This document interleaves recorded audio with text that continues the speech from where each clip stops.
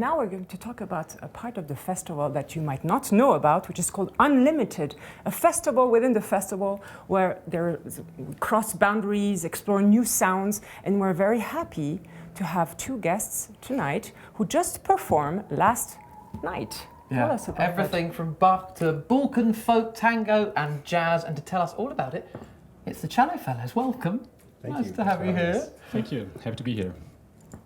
So, how did your duo start and how did you meet? Well, we met actually like 10 years ago almost. We both started studying in Berlin in the same university with the same teacher.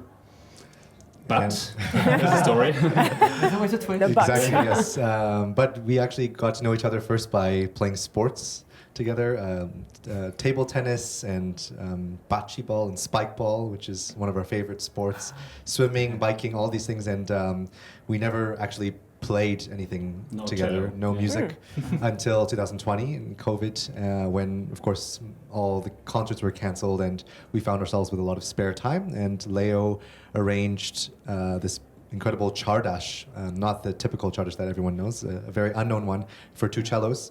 And he asked me if we wanted to just play it through for fun because there was nothing else to do. And we did it, and we had so much fun that we immediately thought of a bunch of other pieces that we could arrange for two cellos for this very special instrumentation. And then the ball kept rolling, and we suddenly had a full concert program, which we decided to offer to some festivals in Germany, and the interest really picked up since then. Yeah. And how much of this was a sort of conscious mission to broaden the boundaries, as Unlimited is all about that? How much of this was sort of deliberately stretching what a classical concert or ensemble might be?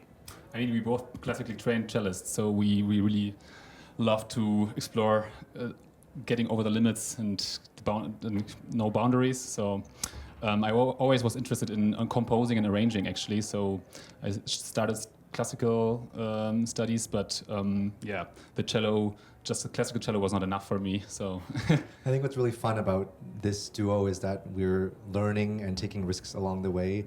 And when we first started out with this one piece, we were just trying something for fun, and along the way you really sort of try new ideas and see, maybe we can do this, maybe we can hit the cello and make a percussion sound, maybe we can chop, maybe we can do all these things which are sort of unimaginable on the classical stage.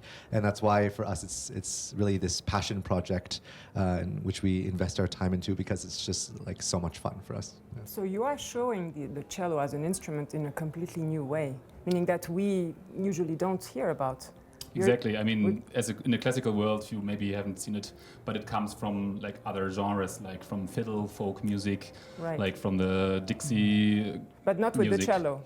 Not with the cello usually. That's the point. Yeah, but I mean, there's fiddle players, and they are more used to do this chopping skills and techniques. But it's always our goal in concerts for people to say, "Wow, I didn't expect the cello to do this," or "It sounds like more than two cellos," because a lot of the pieces that we play are for a whole big band or like a men's choir or full tango band. So we're trying to compress all of these sounds into the universe of two cellos, and at the same time broaden that sound world from cello to others. So it's a interesting mix. And those styles, for some classically trained musicians, might be quite daunting, quite scary. The idea of improvisation or using your instrument in a new or unseen way. What would you say, traditional classical music can learn from folk musics, jazz, these other styles? What can classical music sort of take, and indeed classical musicians learn from those sorts of styles?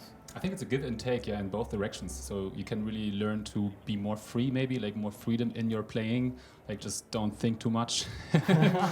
And also more feeling different grooves, which leads to, also feel more free in your playing and not too stiff. I don't know. In the classical world, I sometimes think that musicians are a bit too scared about just letting go and enjoy freedom in playing. I think it's partly to do with our education. I mean, rightfully so, we learn the styles of Bach and Beethoven and Schumann, and each composer, I liken it to this little box that you have. Some boxes are more freeing than others, but everyone has a boundary, and you find your freedom within the boundary, and playing music like this where there's almost no boundaries makes me discover new areas in other classical composers, which I feel like then actually there's not only this and this option, there's many other colors and timing and all these things which we can take. So for me it's a mutually enriching experience. And how about the venues where you play? Because I suppose that playing this kind of music in traditional venues might be complicated or not. I mean, it's part also of bringing classical music in different spaces, I suppose. So you enjoy doing that? Yeah, we like to explore different venues, definitely, like maybe also playing in a club, or like it doesn't have to be a church or a renowned concert hall, but like yesterday evening we played in this little chapel, which was really cozy and atmospheric with candles on the floor. Nice. I think actually the interesting thing for us is to see this transformation in audiences, even within the span of one festival or one evening, to have the same audience listening to a classical concert, and then, for example, sometimes we do late night sets right after a classical concert, and exactly the same audience in the same hall immediately becomes, a rock concert. People are whistling, or in jazz, where I always say after musicians play a difficult passage, we should always clap. Like in jazz, after they have a solo, because we work so hard. But this loosening up of atmosphere is sort of what is linked to our performances as well. Wow. Thank you so much for coming tonight. Thank you. for It's a having pleasure. us. Yes.